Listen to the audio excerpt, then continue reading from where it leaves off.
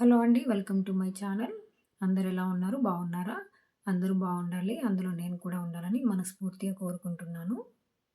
మేమైతే సేవకెళ్తున్నామండి. మార్నింగ్ 4:30కి అయితే బయలుదేరాం ఇంటి దగ్గర నుండి. మాకైతే 8 గుళ్ళో ఉండాలనైతే చెప్పారు. మేమైతే ఒక హాఫ్ అన్ అవర్ ముందే వచ్చాము ఇక్కడికి. మేము మొత్తం 8 మెంబర్స్ వచ్చాము సేవకి.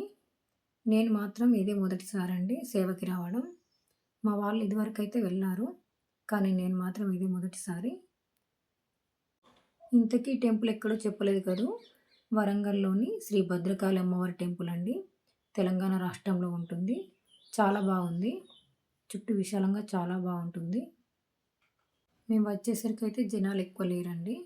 అసలు ఎటెళ్ళాలో కూడా తెలియలేదు. ఇక్కడే ఉన్నాం మేము. సేవకెళ్దామా? లేదంటే ఫస్ట్ దర్శనానికెళ్దామా అని చెప్పేసి ఇక్కడే ఆగాము. ఇక్కడొచ్చేసి లడ్డు కౌంటర్ అండి. ఇక్కడైతే ఒకతన్ని అడిగాం మేము. ఫస్ట్ దర్శనం చేసుకొని రండన్నారు వాళ్ళు. అందుకని లోపలికైతే వచ్చాము. టెంపుల్ చాలా బాగుంది లోపల. ఇక్కడ అమ్మవారు పశ్చిమ ముఖంగా అయితే కొలువై ఉన్నారు.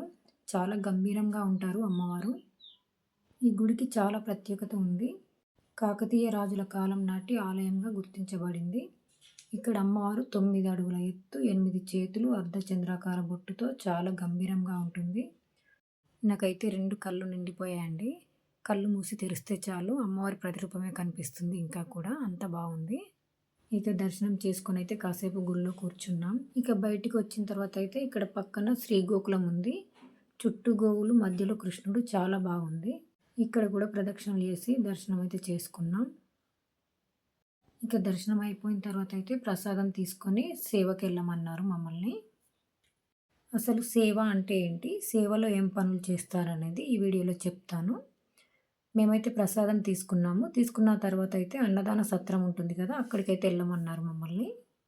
ఇక మేమైతే అక్కడికెళ్ళాము. అక్కడికెళ్ళేసరికైతే అన్నదాన సత్రం అయితే తీయలేదు. అక్కడ కూరగాయలు కట్ చేయమన్నారు మమ్మల్ని. తీయలేదు కదా అని చెప్పేసి అయితే మళ్ళీ టెంపుల్‌కొచ్చాం మేము. ఇక టెంపుల్‌కొచ్చిన తర్వాత అయితే అమ్మవారి కుంకుమ ఉంటుంది కదా! ఆ కుంకుమ అనేదైతే ప్యాకింగ్ చేయమన్నారు మమ్మల్ని. గుడి లోపలనే ఒక పక్కన కూర్చోమన్నారు. అక్కడే కుంకుమ తీసుకొచ్చి అయితే ప్యాకింగ్ చేయమన్నారు. మేమైతే ప్యాకింగ్ చేసాం. ఇక్కడ వచ్చిన వాళ్ళందరికైతే కుంకుమ ఇస్తారు అమ్మవారిది. కుంకుమ ప్యాకింగ్ అయిపోయిన తర్వాత అయితే లడ్డూని, పులిహోర ప్యాకింగ్ చేయమన్నారు. ఇక అక్కడికెళ్ళాం మేము మళ్ళీ.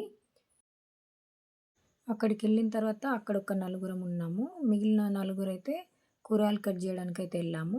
కూరగాయలు కట్ చేసిన తర్వాత మళ్ళీ గుడికొచ్చాము. అసలు ఒక్క దగ్గర అంటూ ఉండదండి.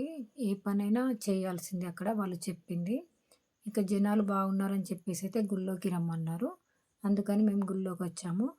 ఇక్కడ క్యూ లైన్‌లో ఉంటారు కదా! వాళ్ళని ఎంటెంటగా పంపించాల్సి ఉంటుంది. ఈ వీడియో కూడా నేను మధ్యలో ఇటు అటు వెళ్ళే టైంలోనే తీశాను. ఎందుకంటే అక్కడ వీడియో తీయనియ్యరు అసలు. మనం చేసే పని ఏదైనా వీడియో తీయనియ్యరు. ఇక్కడ ప్రతిరోజు నిత్య అన్నదానం అయితే ఉంటుంది. శుక్రవారం, ఆదివారం 300 మందికి, మిగిలిన రోజుల్లో 150 మందికైతే అన్నదానం ఉంటుంది. ఇక్కడ భోజనం చేయాలనుకునే వాళ్ళైతే టోకెన్ తీసుకొని వెళ్ళాలి.